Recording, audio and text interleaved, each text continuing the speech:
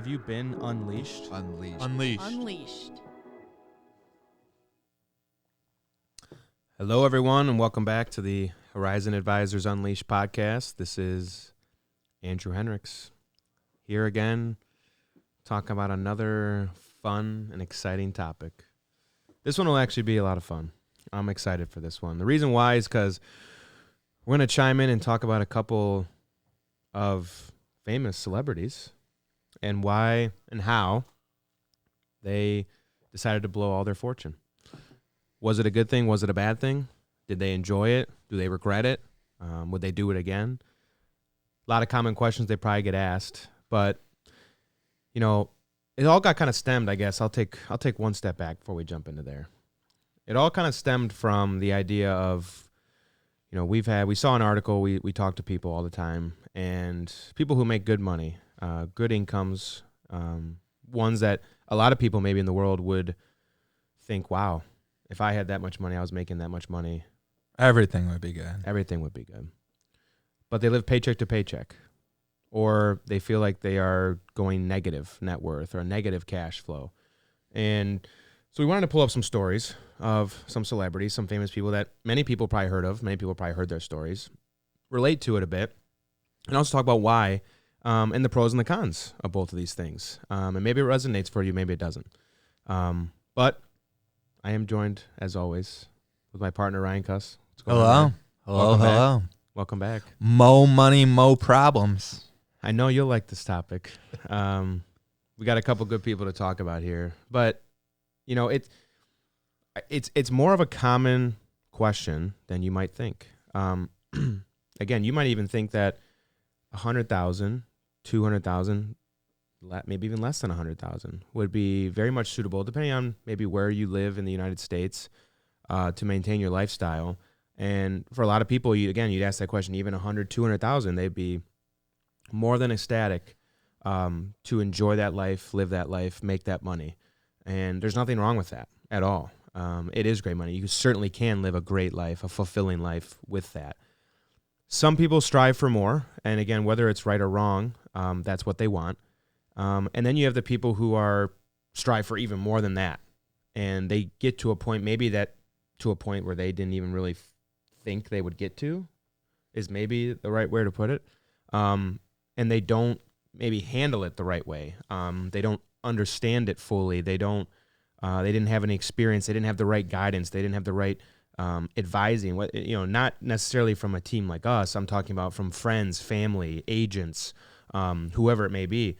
That was their role model, was their guidance throughout their life. And then they get to a point where now they're here, and you have that kind of dilemma of who do you trust? Well, I'm going to go back to the people of who I do trust, but maybe those people that you trust aren't, great people to listen to for certain subjects. Or they don't have your best interests in mind. Maybe they're just trying to get theirs. And that's certainly possible. I mean, one thing we're going to talk about, Shohei Ohtani and his translator, right? Look at that situation, right? We talk about someone that you trust, someone that you appreciate, someone that was close circle, and what they did. Very interesting story with what's going on there, and we'll kind of conclude with that one. But I'm going to go back to the initial kind of subject line of what we were talking about today, and it is let's just phrase it as a question or a statement, whichever way you want to look at it, and that's, I make $500,000, but I live paycheck to paycheck. What's going on? Right? That's the question. And again, like I said previously, we get that a little bit more than you think. Maybe it's not the 500,000, but maybe it's a different number. And they feel like their financial situation is not in order. It's not intact. It makes them stressed out. They don't feel the way they want to feel. Exactly. They have all this great money coming in. They make a great living. But they don't feel like they're propelling like they should. Because they remember, again, and the common thing after that question is, I remember when I was making 40, 50, 60, 100, and they go through those laddered stages, and they're like, oh, I made it work then. I feel like I was getting more ahead then. I feel like this. And then now they're here, and they feel maybe how they think they should have felt when they were in the beginning. It's interesting, right? And I would say, first off, before to get into this, I think the first piece of it is, as you start to make more money, naturally you start to do more things, especially if you're younger. And maybe even so, if you never really made the big bucks, you never really made that living until you were older. And then maybe now you're in a situation where I'm finally making it. Now I'm going to go splash and do all the things right that I should have done when I was younger. Or I wish I could have done. There's kind of two, I think, pendulums to that situation. But either one of them, right? You're in that situation now, and you're wondering to yourself, how is this happening? And it's because naturally, as you make more, you might naturally creep up more in expenses. Yeah, right? The lifestyle creep, it's real. It's real. And I think that people don't fully understand that slope, that slippery slope that you can fall on as you creep up those expenses, because you have to remember there are a lot of factors that come into play as you creep up on the lifestyle as well. There are more taxes, right? For an example, right? Yeah, you might be making a lot more, but you got to remember you're paying more in taxes along the way too. So if you just go like for like, right, your net expense is actually growing more than your gross income. A lot of times you have more stuff, which just costs money. It piles on, right? The common ones. What are the common ones? Cars, boats. The toys, multiple houses. Multiple pieces of real estate. I think the biggest mistake, that people, especially in a rising income, could make, some people can control it, some people can't, is, people bank on, things going a certain way forever or for a long time. And, if you creep up your lifestyle and something changes, you lose your job, you lose your health, you lose your ability, what happens? You have this big elaborate lifestyle, and now all of a sudden you don't have the cash flow to support it. Mm-hmm.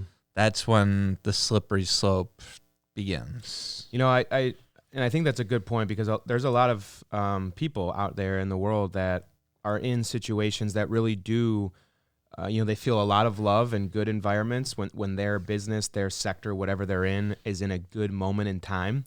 They feel a lot of love, but then if or when that situation changes, they're in a lot of pain. And, it's actually quite the opposite. When you might think of it this way, but when you're in those situations where you're getting the love, you're feeling really good, and maybe your business, your industry, your sector, whatever it is in a good spot. It's hot. In time. That's really when you should be saving and stashing away more. But what happens is, because of that, you feel that love, you feel that, and then you actually spend more with it. And again, these are more of the roller coaster type thing. Again, I don't. It's probably builders, builders, yeah. Mortgage brokers, insurance agents, real estate agents. Again, great industries, great careers, great professions, but you might be tied to something that's out of your control, and you might be able to still perform well. And maybe you've built yourself up where you have a good network and you have a good enough circle around you where you can still withstand the bad times. But maybe you're starting out, and maybe you started out in a good time and you felt a lot of love, and then maybe that expectation kind of overcame you. And then when a situation changes where maybe that business isn't doing as well and the income changes drastically, well, you got used to a lifestyle that no longer can be, you can't sustain it takes a lot of cash flow to pay for it. Correct. So we do see that a lot. And it goes for everybody, right? It's not picking on any specific, profession. It's also people that are W-2 employees that are maybe not more commission or business owner based, and maybe just the business was doing very, very well, and they've rode it for 5, 10, 15 years, and now they're in a situation maybe the business isn't doing well. Something happened with the sector. I'll give you an example with my wife. She was in pharmaceutical drugs, very successful, very good employees, worked for a very good company. And then one day, Medicaid, a government agency came in and changed some things, and put her drug at a lower tier than the others, which basically wiped out her whole entire business. I mean, she wasn't going to get any scripts here in Michigan. And as an effect of that, they had to let her go because, she wasn't really needed at that point. So you could even be successful, great worker, and then just something out of your control, just kind of bad timing, whatever it is, comes and swipes you. And longevity too. I mean, she was there for how many years? Yeah, she was there at that one for like good 5-6 years. Yeah, I mean, that's, again, that's a good tenure, especially nowadays. And it just then, boom, just gone because of something that was completely out of control of you. That goes for a lot of people. But again, if you get used to that lifestyle when times are good, again, you can be very fortunate and that lifestyle just continues to grow forever or stay the same. And then maybe it's not a problem for you. That definitely also happens. But we're speaking more to the situations where it doesn't. And, I think it's kind of a good, segue into some of the examples. And then again, we'll kind of tie into, what's really going on here for those people that asked that question that I asked in the beginning. What's really going on? And you can kind of find it. It might not be easy and it might not be something you want to do and it might not be enjoyable to find out what that problem is, but you can find it. And there's a couple different examples. The first one we touch on, we're big basketball fans, as you may know. And I do love this player. He was a great player. The truth. Allen Iverson. Was he the truth? Yeah, he was the truth. He was he was good. He was a great player. Oh, not good. No, he was a great player. His handle was unbelievable. Yeah, to say the least. He could dribble and dice up somebody better than maybe I've ever seen. Oh yeah. But you look at his situation, if you're familiar with it all, and again, absolutely no disrespect to AI. He did play for the Pistons for a bit. He did. That was his biggest contract. And we're Pistons fans, so we love AI and we love his skill and respect him. But you look at his story, right? And he's talked about it, and there's articles you can find out about it. And we're not going to go into extreme depth because I don't know him and we don't know him about what happened. But from what's public information, at least that what he spoke out about and what's been interviewed, is obviously that he's he really blew through all of his money. Right. And he had big contracts in the NBA at, a time, if you look at some of these staggering numbers, hundreds of millions of dollars, at the time of when he was really in his peak, which was early 2000s, mid 2000s. Right. You look at that money, even today with inflation, with everything else, it's obviously still in a crazy amount of money, a very successful amount of money. But back then, even more so. Yeah, I got some stats. It's a little bit of an old article from Fox. October 15th of 23. I'll just go over some of the stats. I mean, I think this would hold true sports, entertainment, anything that, you could be good and making a lot at one moment and then the next moment, something changes. He had career earnings. He was a prolific player. He had career earnings of over $200 million. Wow. $200 million, and you think, let's say he kept half of that after taxes, that's $100 million of lifetime's earnings, which, is more than most people, would even, think of. Dream. I mean, they can't even imagine it. So, some of the ways they actually did a documentary on it. One of the things he would do, as an example, I mean, this is outlandish, which most people probably aren't this aggressive, but he would never wear the same outfit. So he would go out, buy a $10,000 outfit, be in Dallas or something for a game, and then just leave his clothes in the hotel and not even bring them back. So just being kind of wasteful. Wow. I guess he was a big strip club guy. I mean, one of his teammates says when he was a rookie, he went to the strip club with them, and he said every time they went in there, Allen would throw $30,000 to $40,000 up in the air. He actually made a funny comment as when he was a rookie, this was his buddy that was talking, he used to kick the dollar bills underneath his chair and put some of them back into his pocket. Take the vehicle. He had a rookie. Allen Iverson was out in the parking lot. A rookie came up to him and was admiring his Bentley, his vehicle, and Allen said, "Hey, that's your Bentley now," and just gave it to him. That's a multi-$100,000 car. Jewelry, the clothes, strip club, houses, just living, this huge lifestyle. He got accustomed to making the big money, but when that money stops and you have all these bills, that's where the problems, and then you start selling and liquidating and things start getting repossessed. So, I mean, you think about a guy like that, if he would have had the right people around him. They also said at one point he had around 50 people he was supporting, which is, pretty typical, I think, when people win lotteries or they make it big. All their friends, all their family, now comes a little bit closer. Out of the woodworks, yeah, they need stuff too now. So, and you look at a guy like that, he made all that money, and then ended up, having to file bankruptcy at a certain point, which, you think about how sad that is, So if he could have put, $100 million over the years, he definitely didn't have it right from year one. If he was able to earn a 5%, return on $100 million, you're talking, it's $5 million of interest he's earning, per year off that. He could live a great lifestyle, but just off of that alone. But instead, he just kind of went out and went a little crazy, and maybe thought the money, maybe thought his health was going to be good longer, because you definitely can battle your way up and just make so much where it doesn't matter, but it's kind of risky to be spending that aggressively. So Allen Iverson, love you, but you were a fool with your money.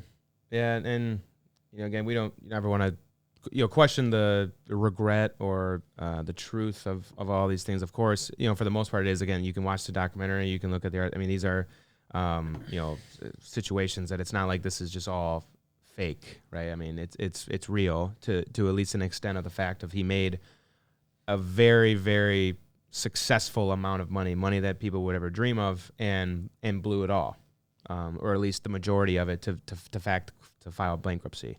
That when you really think about it, disregard who it is. So don't even think about Allen Iverson. Just flat out that amount of money to be able to blow all of that and file for bankruptcy, it really does blow your mind. When you think about it, it's sad. It is sad, and because again, you think about the how many people out there that is their dream, to be the professional athlete, to be the guy or the lady, right? That makes, or to be, you look at like Caitlin Clark, that situation, right? Where she's the, basically the head of female basketball now, the WNBA. She's sparked all this interest, right? You dream of to be that person, whichever athlete or sport you're trying to be. And you get to that point, the odds of you getting to that point, to be injury prone free, right? Where you don't get injured. There's probably so many people out there that maybe there would have been another Michael Jordan or a LeBron James or whoever, but maybe they got injured in high school, in college, and they never were able to recover from that. And so we never know their potential. We never knew what could have been, right? Look at the people like Steph Curry, and maybe people that were very good in college but weren't expected to be like LeBron, but then ended up being one of the best players of all time, right? There's probably people out there that happened to, or their family situation didn't allow for it, or they got injured, or something happened, and then they never pursued. And you think about the low odds of being that person, to make that amount of money, to get to the top and be that person, and you get all that, and you can create generational wealth, legacy for years and years and generations, and then you blow it all. Hope it was fun. And it probably was a lot of fun. It probably was. But it's never fun to be bankrupt. No. You can only tell stories for so long until it doesn't matter anymore, because you're not the guy anymore. Yeah, that was 20 years ago, 30 years ago. I love that story. And I remember it, but listen, man, we're in a different spot now. We don't, it could be that way. Again, it's a great story because not obviously the outcome, unfortunately, that happened. And I hope that, of course, that Allen is, content with everything that had happened, and whichever way, I'm never going to preach to him, oh, he learned a lesson, or, that's just not what I believe in. But hopefully he's content with the situation of what had happened. And obviously he'll always be one of the greatest basketball players of all time. And there's definitely no question about that. But it really does make you question about really these situations, right? That's on the highest scale, but it happens a lot also every day with people, same situation, but on a smaller scale where they're still making very, very good money, right? Again, I go back to the question, which was I make 500,000 and I feel like we live paycheck to paycheck. Yeah, it could be going forward. I mean, could be sports gambling. It could be any type of like addiction. It's Alan like to spend money all over the place. I mean, you could just be in a more basic income and you're a bad sports bettor and you're losing all your money to that, and you put yourself in the same hole. You're trying to keeping up with the Joneses, right? That cliche phrase, or your brother, sister, cousin, dad, uncle, whoever.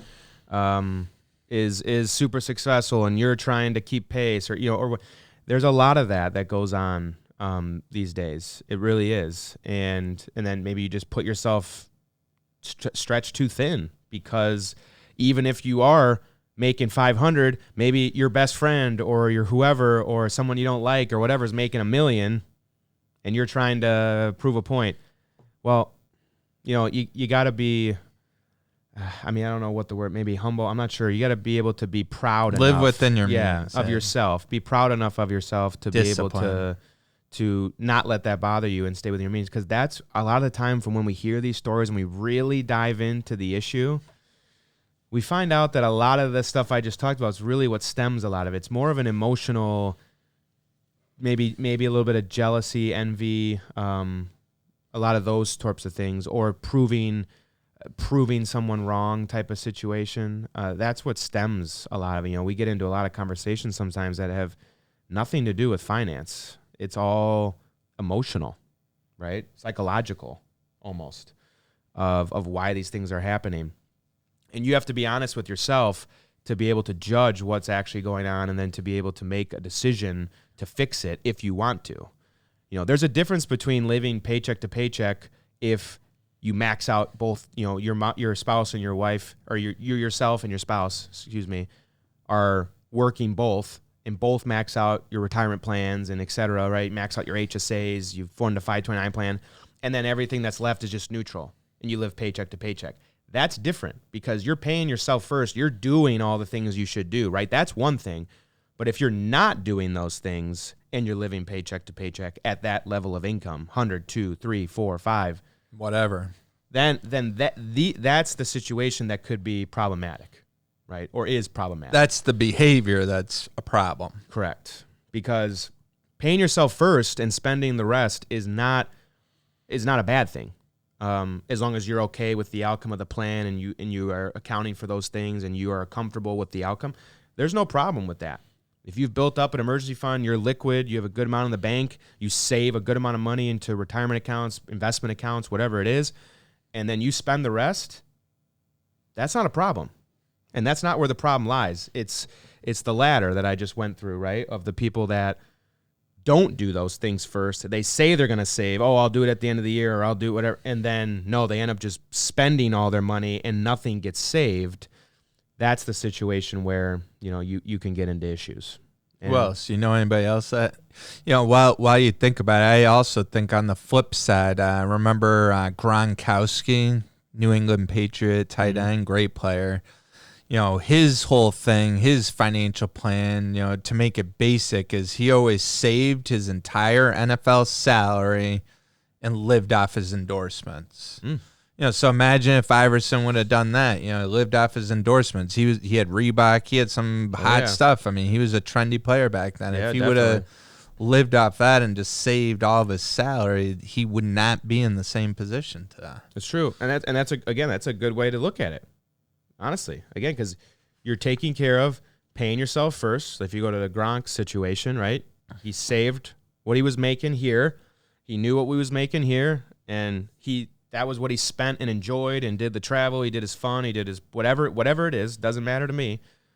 But he saved all this first, and he was happy with his advisors or whoever was talking with him, or if it was himself or whatever it was. He saw the outcome of what that would be if he just kept stacking that away. And he was okay with that. But he did it, right? And that's the first thing. And that's why, again, that situation works, is because of that. One other person you asked the question, another person or celebrity, right? A common one that you might think of. If any of you remember who was listening, MC Hammer, You Can't Touch Hammer This. Time. Yeah, that one. Great song, by the way. Very catchy. He was a baller, right? He was red popular. hot. Red hot would be, that would be the way I would describe it. I mean, he was in the limelight completely. Not in the sports, right? Well, I mean, he was involved in sports because he hung out with probably the athletes and all that stuff too, but more on the music genre, music scene, celebrity scene. Entertainment, yeah. And that's another story, right? That is common that you can look up, read. There's videos, documentaries, etc. on it about how he blew it all. Same thing. He had a couple big hits, he had a couple big albums, made a bunch of money. And thinks it's going to keep coming. And blew it all. And, the one difference with him is that from what I remember is, looking at the situation and just listening to it, I think he is pretty content. He still has, like a little bit left. When I say a little bit, it's still a decent chunk. But from where he was till now, it's obviously a very big difference. I think it was something in the realm of like, at his peak earnings, peak net worth, he was worth like 75 million, which back then, that's a lot of money. I mean, anytime it's a lot of money. But back then, again, you got to put that into perspective. That's 20, 30 years ago of, being worth 75 million. I mean, that's a lot, and maybe that was in today's dollars. It might be, corrected if I'm wrong, which again, is still a lot of money. And like in 5 to 10 years or somewhere around that, he basically just blew through it all. And I do remember reading something about, I believe he was like content with that, and he still wouldn't change it because whatever he did those days were his banger years. And he's happy with his life now and what he lives off of. And that's fair. And that's fair. Yeah. So again, you look at the situation as, okay, if you're content with it and you're happy, that's fine. And if you have a little bit left comparable to what it was and you're okay with that, then there's nothing wrong with that. It's your financial plan, right? It's your life. It's your life. I mean, it does. You can look at it and say, someone looks at that situation and says, "Oh my gosh, look what we could have done with all that money. You could have been worth hundreds of millions." Blah blah blah. Other people said, "You only live once. Go spend the majority of it and go have an absolute blast. And then if there's a little bit left at the end, you just coast out the rest of your life. Then you're good." You have all the people in between there, and there's no right or wrong answer because it's your life and your money. But you still look at a situation like that and wonder whether or not he's content with it or not. Could he have enjoyed the same lifestyle or very close and still propelled, right? And still done the first part? You would think so. But you would think so. I would depends think so. On how hard you like to go. Yeah, it depends on, I guess, what you're doing.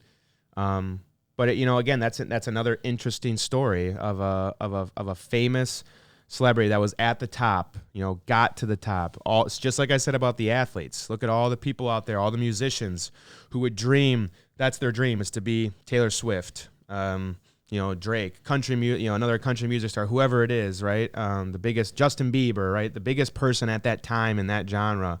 That's what their dream is, and that's what they do every day. And then to be able to get there, actually beat the odds and get to that point, and then make all that money just to blow it all, you have to be a certain type of person to be okay with that if you do that. And you have to also be a certain type of person to be responsible with it and disciplined enough. If you do want to propel that and create generational wealth, you have to be disciplined enough to be able to see that and live off of, less than maybe what you could live off of, right? Balance. It's an interesting subject, and I wanted to close on another example about the people around you too, because we've talked a couple different times throughout, especially this podcast, about the team and maybe other influences around you, supporting other people, keeping up with the Joneses, right? All that kind of subject. And I did want to speak on the Shohei Ohtani situation. And if you don't know who that is, he's probably the best baseball player right now. I would say he is. Huge money contracts. Great, incredible player for a number of different reasons. And again, if you know baseball, you don't need any description. But there was a recent situation, I think this past winter or summer, somewhere in the last year, because he had a translator that was, I believe, his friend. Yeah. I mean, I believe he was close. I mean, he would have, for the level of access that this translator had, you would assume that there is extreme trust that was built over time, at least to some degree.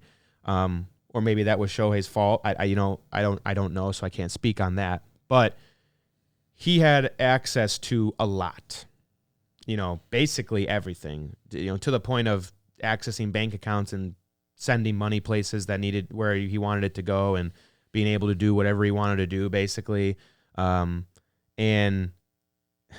he was gambling money, Stealing it. essentially stealing it. But he was gambling not his money. He was gambling Ohtani's money, and they got in trouble.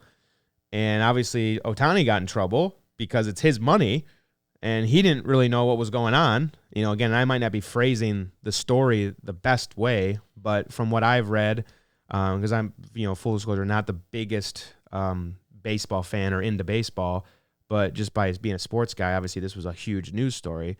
And, he was essentially gambling money and stealing money from his translator. He was his translator, and all really, when you think about it, all he really had to do is just do his job. Do his job.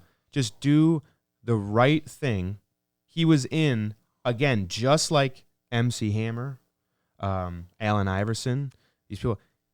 He literally got a once-in-a-billion opportunity to be the translator for one of the most successful, one of the most highly paid and going to be highly paid baseball players probably of all time.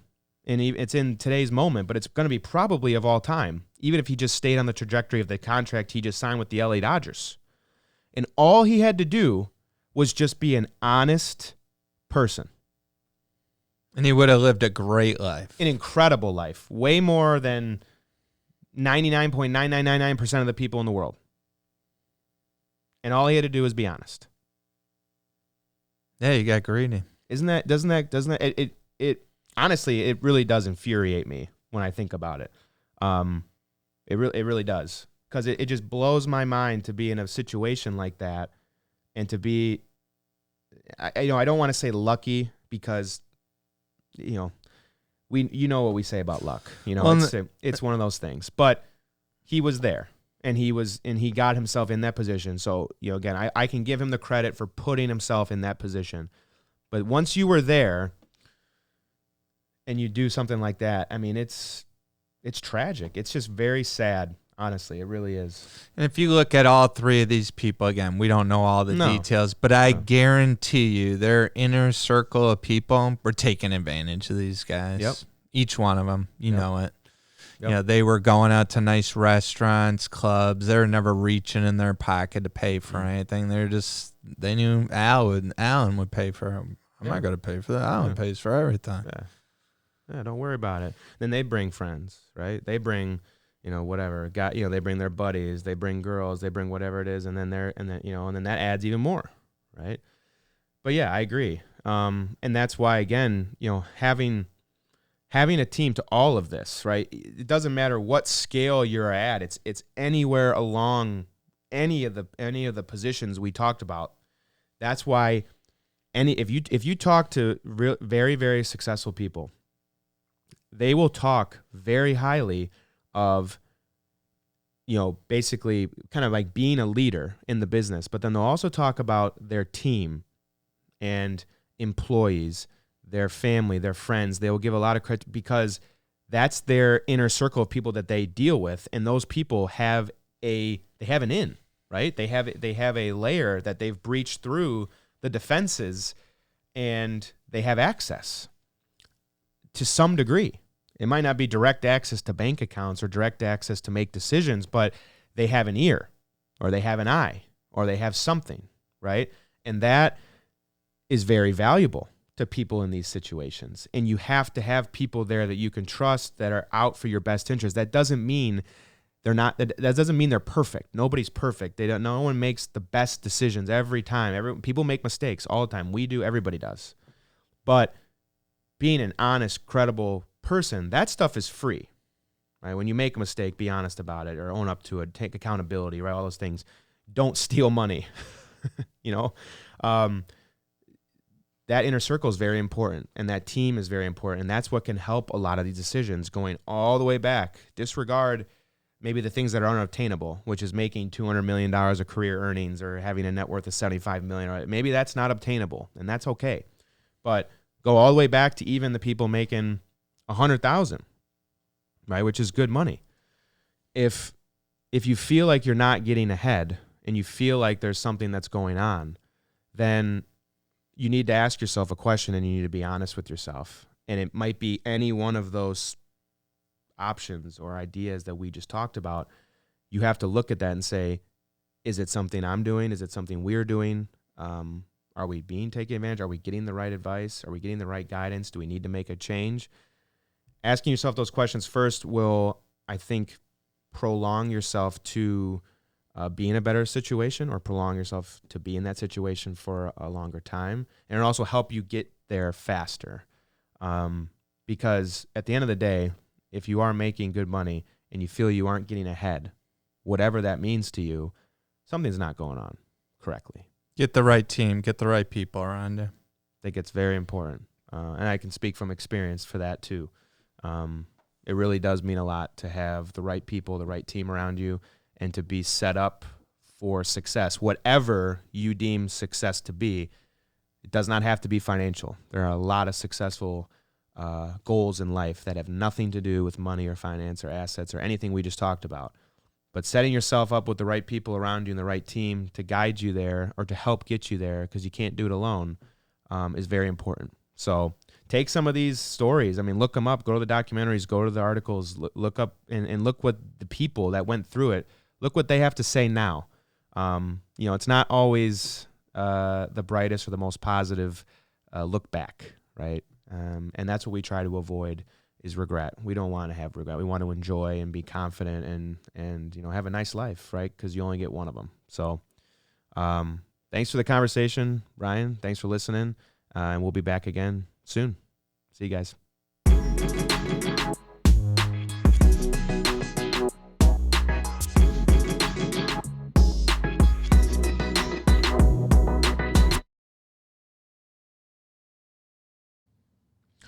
Ryan Kuss, President and Financial Planner. Alexander Dinzer, Managing Director and Financial Planner. Andrew Henricks, Financial Planner. Securities and advisory services offered through Cetera Advisor Networks, LLC, member FINRA/SIPC, a broker-dealer and registered investment advisor. Cetera is under separate ownership from any other named entity. Tax planning services offered by Horizon Advisors. Tax and accounting services provided by Horizon Advisors CPA. Cetera Advisor Networks does not provide tax nor accounting services. For a comprehensive review of your personal situation, always consult with a tax or legal advisor. Neither Cetera Advisor Networks, LLC, nor any of its representatives may give legal or tax advice. The views stated in this podcast are not necessarily the opinion of Cetera Advisor Networks, LLC, and should not be construed directly or indirectly as an offer to buy or sell any securities. Due to volatility within the markets, opinions are subject to change without notice. Information is based on sources believed to be reliable. However, their accuracy or completeness cannot be guaranteed. Past performance does not guarantee future results. Investors cannot invest directly in indexes. The performance of any index is not indicative of the performance of any investment and does not take into account the effects of inflation and the fees and expenses associated with investing.